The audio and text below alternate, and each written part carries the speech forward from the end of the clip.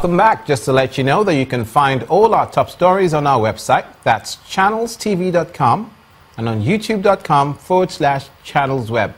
Visit m.channelstv.com to view us live on your mobile device. You can also download the Channels TV app for Android, iOS, and Windows phones from their respective stores. We'd also like to tell you to interact with the Eyewitness feature in the Channels TV app. If you have pictures or videos you'd like to share with us, just tap the application on your device, swipe to reveal the Eyewitness menu, and follow the instructions. The people of Ewekoi community in Ohunwode local government area on the outskirts of Benin City are appealing to the Inspector General of Police and the state government to help to beef up security in their community following a communal clash and leadership tussle. Leaders told Channels Television that they fled the community for 5 weeks after they were attacked by a band of youth who destroyed property in and around the palace. In a swift reaction, the Edo State Police Command said the police is aware of the crisis and hopes to wade in to resolve the conflict. There is no doubt that Benin City is developing, hence the mad rush for lands in villages on the outskirts of the city. And with this come communal clashes, and this is the case of Ewekoi community. There is a deafening silence and nobody in sight. The telltale marks of violent conflict can be seen from the destruction of the community leader's palace. Emboldened by the presence of policemen, the community members begin to gather in trickles around. The palpable tension in the air is unmistakable. They show us destroyed windows, vandalized property and vehicles, with the palace apparently looking like the major target of the acts of utter mayhem unleashed on this community.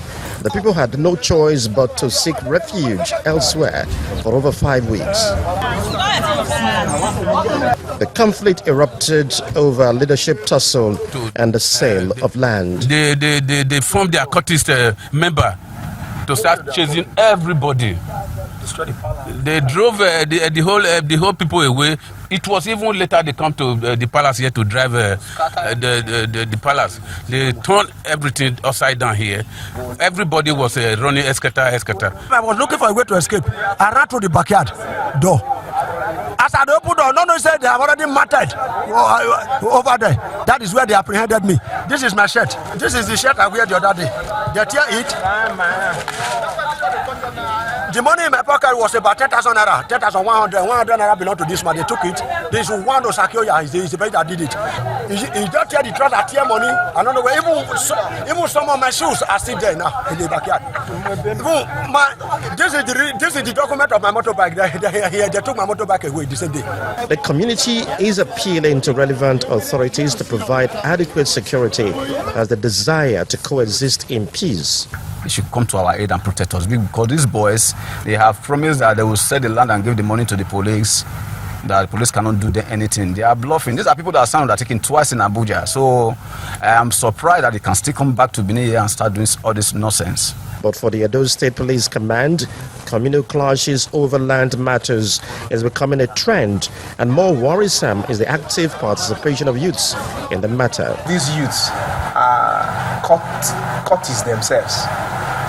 So a community where you don't have youths among them, you see how peaceful they are. They exist harmoniously among themselves. He assured of the commitment of the police towards ensuring peace in the community.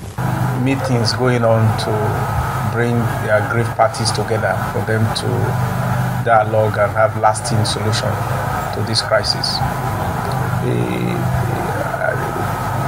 Our job is to ensure that the society, the environment is conducive for people to go about their lawful duties.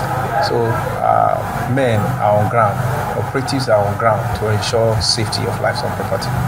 The community members have returned to the community, and it is hoped this time they will find peace as the police keep their promise of resolving the conflict. To the northeastern part of the country and matters surrounding the insurgency, the Inter-Ministerial Committee on Resettlement and Handing Over of Liberated Towns to Civil Authority is closing ranks between the army and the government institutions in Borno State. The committee, drawn from the Ministries of Defense and Interior, have been touring areas liberated by the Nigerian army in Borno State. 20 of the 27 local governments were captured in the wake of the insurgency. 20 out of the 27 local government areas in Borno State were captured in the wake of the insurgency. In Monguno, most locals have returned to pick up the pieces. Under stringent security measures, they try to earn a living for their families. Maina Modu is one of the locals who fled to Maiduguri when Boko Haram sacked Monguno. He's happy to be back home, but wants their living conditions enhanced. We are in trouble because we cannot go to the bush to source for our livelihood like we used to, because we are scared of being attacked by Boko Haram. We sit idle every day. We do not have any problem here except hunger. We need government to bring us food.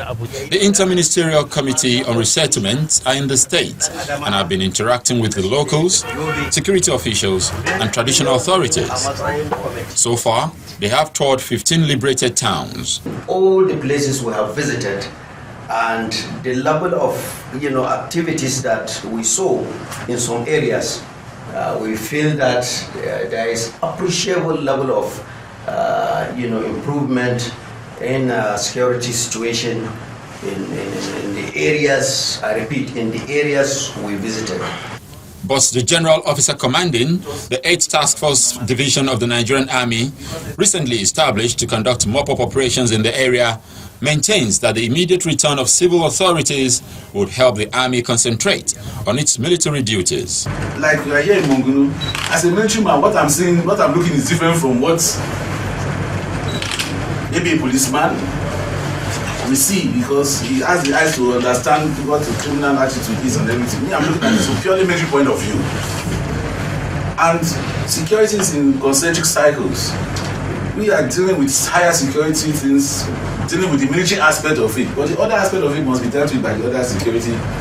The state governor, Kashim Shettima, is worried about other antisocial issues, including prostitution, that could come up if the internally displaced continue to live in camps. Right now, in some of the camps, I'm sorry to say that there is a problem of drugs. But to hold on to the residual dignity that we have, our people are willing to go back to their homes once peace is re-established. Officials say the population of the state capital has risen from 1.2 million to 3 million as a result of the humanitarian crisis that saw locals relocating from their original homes to Maiduguri. You're watching News Across Nigeria. Stay with us because coming up we have an update for you on the closure of the Mile 12 market.